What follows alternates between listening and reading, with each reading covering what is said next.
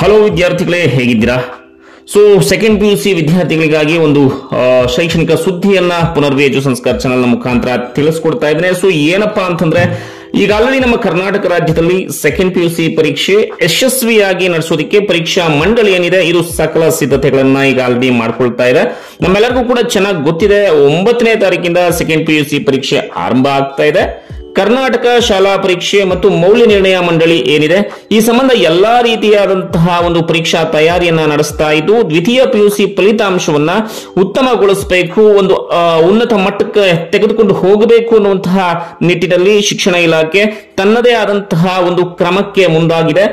ಈ ಬಾರಿಯ ದ್ವಿತೀಯ PUC ಪ್ರಶ್ನೆ ಪತ್ರಿಕೆಯಲ್ಲಿ ಎಲ್ಲಾ ವಿಷಯಗಳಲ್ಲೂ ಕೂಡ ಅಂದ್ರೆ ಪ್ರತಿ ವಿಷಯದಲ್ಲೂ 1 ಅಂಕದ 20 MCQ ಪ್ರಶ್ನೆಗಳನ್ನ ನಾವು ಕಾಣ್ತೇವೆ. ಅಂದ್ರೆ ಬಹುಮಾದರಿ ಅಂತ ಹೇಳ್ತೀವಿ. MCQ ಆಗ್ಬೋದು, ಒಂದು 10 MCQ ಇರುತ್ತೆ, ಫಿಲ್ ಇನ್ ದ ಬ್ಲಾಂಕ್ಸ್ ಇರುತ್ತೆ, ಜೊತೆಗೆ ಮ್ಯಾಚ್ ದ ಫಾಲೋಯಿಂಗ್ ಇದೆಲ್ಲವನ್ನು ಕೂಡ ಕೇಳ್ತಾರೆ. ಆದ್ರೆ ಈ ಹಿಂದೆ ಏನ್ ಮಾಡ್ತಾ ಇದ್ರಪ್ಪ ಅಂತಂದ್ರೆ MCQ ಕ್ವಶನ್ಸ್ ಕೇವಲ 5 ಅಥವಾ 6 ಪ್ರಶ್ನೆಗಳನ್ನ ಮಾತ್ರ ಕೇಳಲಾಗ್ತಾ ಇತ್ತು. ಆದ್ರೆ ಇದರಲ್ಲಿ ಒಂದು ಬಹು ಆಯ್ಕೆ ಪ್ರಶ್ನೆಗಳನ್ನ ಹೆಚ್ಚಿಸಿರೋದು ವಿದ್ಯಾರ್ಥಿಗಳಲ್ಲಿ ಹಾಗೆ ಪೋಷಕರಲ್ಲಿ ಜೊತೆಗೆ ಶಿಕ್ಷಕರಲ್ಲಿಯೂ ಕೂಡ ಒಂದು ಸಂತಸವನ್ನ ಮಡೆ ಮಾಡಿರುವಂತದ್ದು.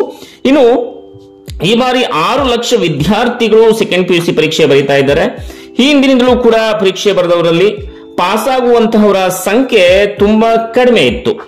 ಪ್ರತಿ ವರ್ಷ ಸೆಕೆಂಡ್ PUC ನಲ್ಲಿ ಪಾಸ್ ಆದಂತಹ ವಿದ್ಯಾರ್ಥಿಗಳ ಸಂಖ್ಯೆ 60%ಕ್ಕಿಂತ ಹೆಚ್ಚು ಮೀರ್ತಾ ಇರಲಿಲ್ಲ, 60ಕ್ಕಿಂತ ಹೆಚ್ಚು ಆಗ್ತಾ ಇರೋದಿಲ್ಲ. ಅದಕ್ಕೆ ಕರ್ನಾಟಕ ರಾಜ್ಯ ಸರ್ಕಾರ ಅಂದ್ರೆ ಏನು ಶಿಕ್ಷಣ ಇಲಾಖೆ ಇದೆ ಈ ಒಂದು ಫಲಿತಾಂಶವನ್ನ ಸುಧಾರಿಸಬೇಕು, ಎಲ್ಲಾ ಮಕ್ಕಳು ಕೂಡ ಅತ್ಯುತ್ತಮವಾಗಿ ಪಾಸ್ ಆಗಬೇಕು ಅನ್ನುವಂತಹ ನಿಟ್ಟಿನಲ್ಲಿ ಈ ಒಂದು ಕ್ರಮವನ್ನ ಕೈಗೊಳ್ಳಲಾಗಿರುವಂತದ್ದು. ಅಂದ್ರೆ ಬಹು ಆಯ್ಕೆ ಪ್ರಶ್ನೆಗಳಾಗಿರಬಹುದು ಅಥವಾ ಎಲ್ಲಾ ರೀತಿಯಾದಂತಹ 1 ಮಾರ್ಕ್ಸ್ ಕ್ವಶನ್ಸ್ ನ ಹೆಚ್ಚು ಮಾಡಿರುವಂತದ್ದು. ಈಗಾಗಲೇ ನಾವು ನೋಡಿದವೆ ಅಕ್ಕಪಕ್ಕದ ಕೆಲ ರಾಜ್ಯಗಳಲ್ಲಿ ಫಲಿತಾಂಶವನ್ನ ಸುಧಾರಿಸಬೇಕು ಅಂತ ಹೇಳಿ ಇದೇ ರೀತಿಯಾದಂತಹ ಮಾದರಿಯನ್ನು ಅನುಸರಿಸಲಾಗ್ತಾ ಇದೆ. ಜೊತೆಗೆ ಇಲ್ಲಿ ಏನು ಮಾಡಿದರೆ ಬೇರೆ ರಾಜ್ಯದಲ್ಲಿ ಅಂತಂದ್ರೆ ಪ್ಯಾಸೇಜ್ ರೀತಿಯಲ್ಲಿಯೂ ಕೂಡ ಒಂದು ಪ್ರಶ್ನೆಗಳನ್ನ ಸಿದ್ಧಪಡಿಸಿರುವಂತದ್ದು. ಆದ್ರಿಂದ ಬೇರೆ ರಾಜ್ಯದವರಿಗೆ ವಿದ್ಯಾರ್ಥಿಗಳಿಗೆ ಹೆಚ್ಚು ಅಂಕಗಳು ಲಭಿಸ್ತಾ ಇದೆ. ಇದರಿಂದ ರಾಜ್ಯದಲ್ಲಿಯೂ ಇಂಥದ್ದೊಂದು ಪ್ರಯತ್ನಕ್ಕೆ ಈ ಒಂದು ಸಲ ಮುಂದಾಗಿರುವಂತದ್ದು ಖುಷಿಯ ವಿಚಾರ.